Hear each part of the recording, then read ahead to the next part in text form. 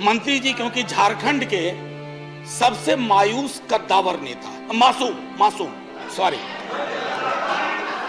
मासूम मासूम नहीं नहीं नहीं नहीं, मैं इनकी सौ नहीं, having supported the bill,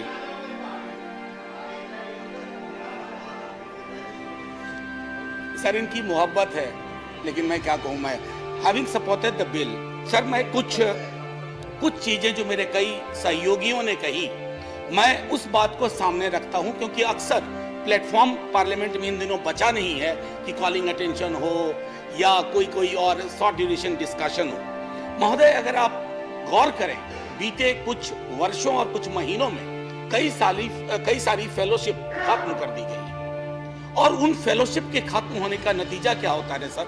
सबसे ज्यादा इन वंचित वर्गों पर पड़ता है, schedule caste, schedule tribe, OBC और अन्य जातियों के गरीब लोग। ओवरसीज स्कॉलरशिप के बारे में मैंने खुद मंत्री जी को लिखा, कई दफा बातें उठाई।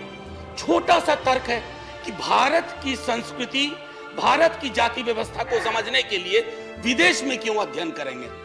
साहब यहां तो माहौल ही नहीं है अध्ययन का, सेकेंडरी सोर्स वहां काफी कुछ है, आर्काइवल मटेरियल है, और अगर आप इन चीजों से लोगों को महरूम कर रहे हैं तो जाहिर है कि आपका रेटोरिक है विश्व गुरु बनाना, आप असल में विश्व गुरु बनने की ओर नहीं अग्रसर होना चाहते हैं। माननीय उपसभापति महोदय, I also thought of bringing in something which is very fundamental to our court discussion these days and where DMK and राष्ट्रीय Janata Dal share a uniform thread of unity and I believe very strongly कि हमारे भाजपा के कई साथी भले सामने ना कहें, उनके अंदर भी ये मनोभावनाएं गाहे बगाहे जागृत होती रहती है। सर बीते दिनों EWS रिजर्वेशन पे माननीय सर्वोच्च न्यायालय का फैसला है। फैसला स्प्लिट था, स्प्लिट फैसले में कई संभावनाएं होती हैं, कई भविष्य के लिए प्रतिबद्धताएं उसमें छुपी हुई होती हैं, लेकिन हमारा आशय यहां दो चीजों से।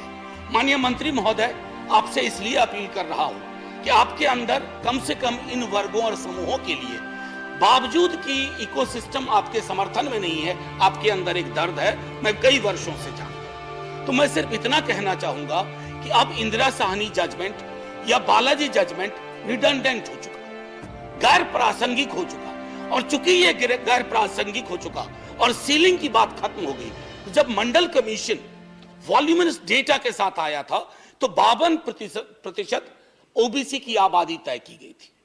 ये पीसमिल लेजिस्लेशन की आपको जरूरत नहीं पड़ेगी। फिर 52% को सिर्फ 27% में इसलिए महदूद किया गया क्योंकि सीलिंग का मामला था, टोटल होना था 49.5।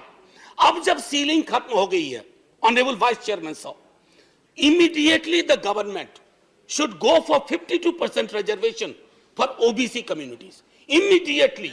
अगर आप डिनाई कर रहे हैं तो आपके मनसा वाचा कर्मणा में फर्क है। और दूसरी बात, immediately go subsequently for caste based census. Sir ये जो जातिगत जनगणना की कितनी आवश्यकता है, इस देश में कई मिथक तैर रहे हैं। Myths have actually substituted history और इवन फैक्ट्स। इसलिए मैं कह रहा हूं, हमारे दल का लगातार पोजीशन रहा है, हमने सदन में रखा है, हमने बिहार में, हमने इस पर राज्य के स्तर पर, और मैं धन्यवाद दूं, भाजपा भी हमारे साथ है। अगर बिहार की भाजपा हमारे साथ है तो देश की भाजपा क्यों अलग है?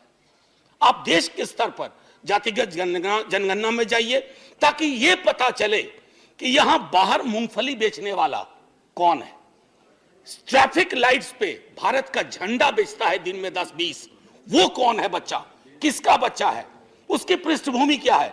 जब तक आपके पास ये वैज्ञानिक आंकड़े नहीं होंगे तब तक आपकी नीति और नीयत दोनों में खोट रहेगा। और हम विपक्ष में इसलिए ऐसा नहीं कह रहे, हम चाहते हैं, हम आपको इलेक्ट्रली हराना चाहते हैं, लेकिन हम आपको रिडिक्यूल नहीं करना चाहते हैं। हम सिर्फ आपको इतना बताना चाहते हैं, अगर संविधान की शपथ ली है तो प्रस्तावना की पंक्तियों के अनुकूल आप जातिगत जनगणना में फौरी तौर पर जाइए, तब तक 52% आरक्षण सुनिश्चित करिए ओबीसी के लिए। और अंबेडकर साहब की मूर्ति पर जब माल्यार्पण करिए ना, तो कम से कम अंबेडकर साहब की कुछ बातों को अंतर्मन में ग्रहण भी कीजिए। माल्यार्पण सबसे आसान क्रिया है, अंतर्मन में ग्रहण करने में आपकी बहुत सारी बाध्यताएं जो वैचारिकी से आती हैं, पश्चिम के एक नगर से, वो पश्चिम भारत के एक नगर से, वो दूर होंगी। जय हिंद सर, धन्यवाद।